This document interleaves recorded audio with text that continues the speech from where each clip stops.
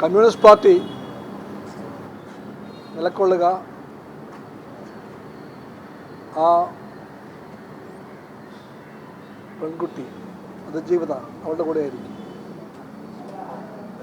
ഇന്നും നാളെയും അതായിരിക്കും പാർട്ടി സ്റ്റാൻഡ്. അതിജീവിതയുടെ പോരാട്ടങ്ങളെ കമ്മ്യൂണിസ്റ്റ് പാർട്ടി അഭിമാനപൂർവ്വം കാണുന്നു.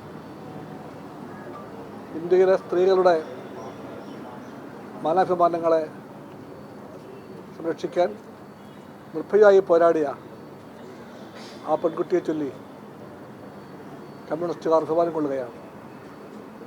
ഞങ്ങളുടെ സ്ഥാനം അവളുടെ കൂടെ ആയിരിക്കും. ഈ വിധി പ്രസ്താവന സ്ത്രീകളുടെ മാനത്തെയും അഭിമാനത്തെയും എല്ലാം സംബന്ധിച്ചുള്ള എല്ലാ സങ്കല്പങ്ങളെയും നിരാശപ്പെടുത്തുകയാണ്. അതുകൊണ്ട് ഈ വിധി നിരാശ ഉണ്ടാക്കുന്നു. സ്ത്രീത്വത്തിൻ്റെ അന്തസ്സ്, അതിൻ്റെ മഹത്വം ഉയർത്തിപ്പിടിക്കുന്ന നിയമവ്യവസ്ഥയുടെ ഉന്നതമായ മൂല്യങ്ങളെ ഈ വിധി എത്രമാത്രം പരിഗണിച്ച് ഒരു ചോദ്യമാക്കി നിൽക്കുകയാണ്. അതുകൊണ്ടാണ് സർക്കാർ അപ്പീൽ പോകുമ്പോൾ ആ അപ്പീൽ പോക്കിന് കമ്മ്യൂണിസ്റ്റ് പാർട്ടി സ്വാഗതം ചെയ്യുന്നത്. ഇതാണ് ഇടതുപക്ഷ ഗവൺമെൻറ്റിൻ്റെ നയമെന്ന് അത് വ്യക്തമാക്കുന്നു. ഈ വിധിയുടെ മുമ്പിൽ പ്രസംഗമായി നിൽക്കാതെ LDF ഗവൺമെൻറ് വ്യക്തമാക്കി കഴിഞ്ഞു അപ്പീൽ പോവുക തന്നെ ചെയ്യുമെന്ന്. ആ അപ്പീൽ പോകുമ്പോൾ ഇനിയും സത്യങ്ങൾ പലതും പുറത്തു വന്നേക്കാം. നമ്മുടെ ചോദ്യങ്ങൾ പലതും ഉത്തരം കിട്ടാൻ ബാക്കിയാണ്.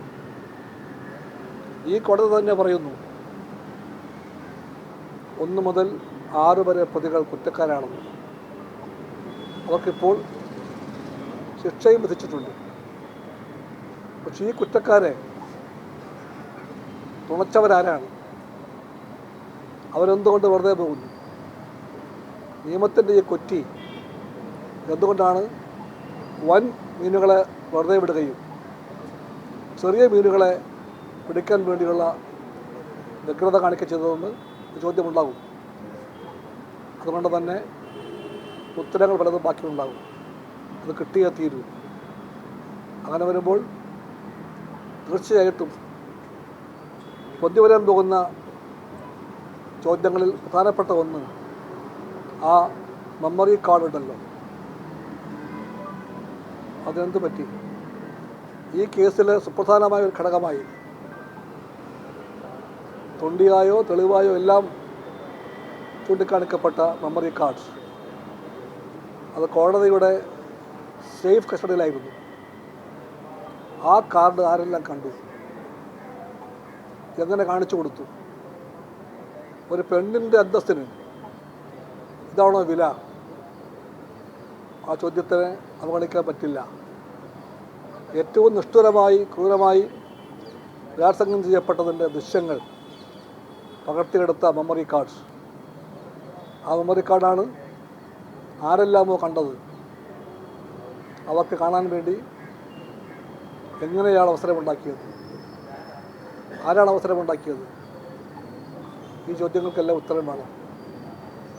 അങ്ങനെ വരുമ്പോൾ തീർച്ചയായിട്ടും അപ്പീൽ കോടതിയിലെ വിചാരണയും വിധിയുമെല്ലാം നിർണായകമായി തീരുമെന്ന് കമ്മ്യൂണിസ്റ്റ് പാർട്ടി കരുതുകയാണ്.